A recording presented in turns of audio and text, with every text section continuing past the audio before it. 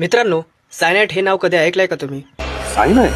मित्रांनो, जर तुम्ही सीआयडी किंवा क्राईम रिलेटेड जर मूवी बघत असाल तर तुम्हाला हे लक्षात आलं असेल मी कशाबद्दल बोलतोय. तीनों ने एक साथ साइनाइड कैसे खा लिया?